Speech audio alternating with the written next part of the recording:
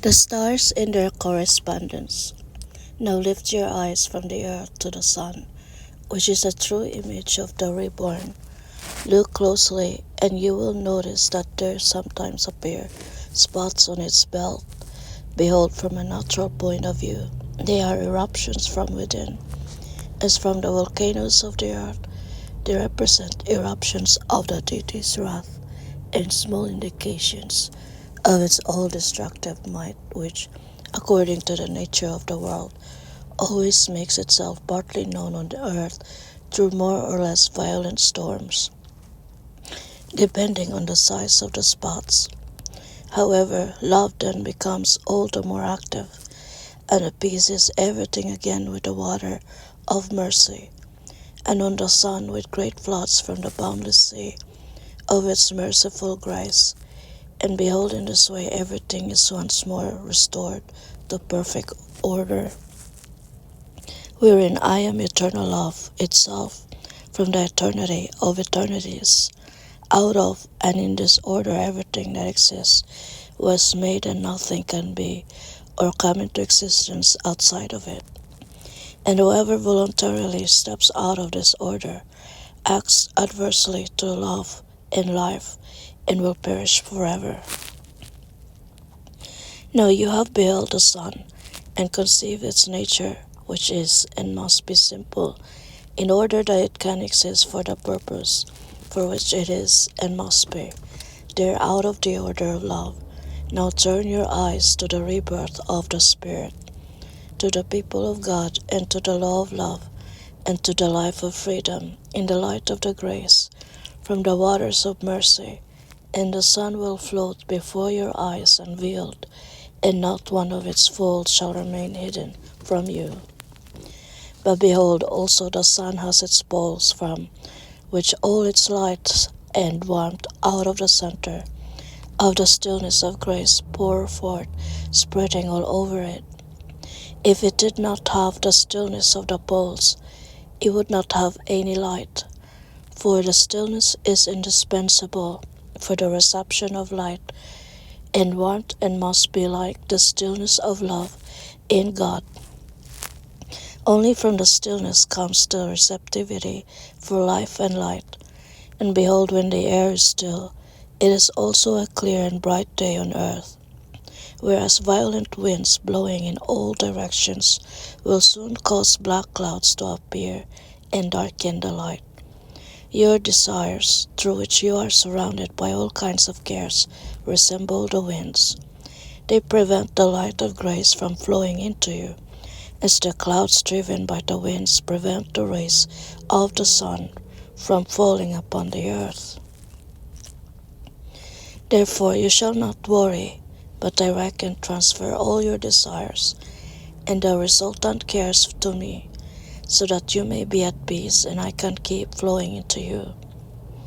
Behold, as the earth rotates regularly around the stillness of its poles according to my order, effected by the might of my love, so that none of its parts remain without light, also in your actions shall result from my love, which dwells within you since the beginning, and is later activated according to your ability through the word of eternal love given in the law of grace and mercy. And as the night refreshes the earth, so you shall be refreshed by love, and the light from the sun of grace, like the day on earth is illumined, shall illumine you. You shall be like the winter, which is cold in its stillness, and thereby, above all, capable of receiving the warmth into the deepest depths of the earth. And to whom winter has come, spring will come too, as the first life of love within you. And summer will come in the fullest activity out of the life of love, which through grace has become strong within you. Then quiet autumn will come with the fruits of the labors of love and grace, and you will enter into the life of the Son as fully reborn, to behold the countenance of your Holy Father, and, like the Son, give light to all the world through the great power of the grace, love, and mercy of your exceedingly good and holy Father. But he who is not like the moon and does not become like the earth is incapable of becoming like the sun. He is like a comet without any firmness, and his nature is a stolen one from the sun's outflows of grace. His path is disorderly like the ways of thieves and robbers, and he is driven by the fear of light from one cosmic depth to another, and will never again in all eternity find rest. The light will pursue him on all his ways and illumine his nothingness, and finally he will fare like the shooting stars that are thrown out of grace and rejected because of their nothingness and consumed through the depth of grace. For the stolen light will destroy them forever, and they will be no more, like the fruits of the trees which prematurely sprouted towards the light, before love had made them firm. And since they have no firmness, because they are too loosely,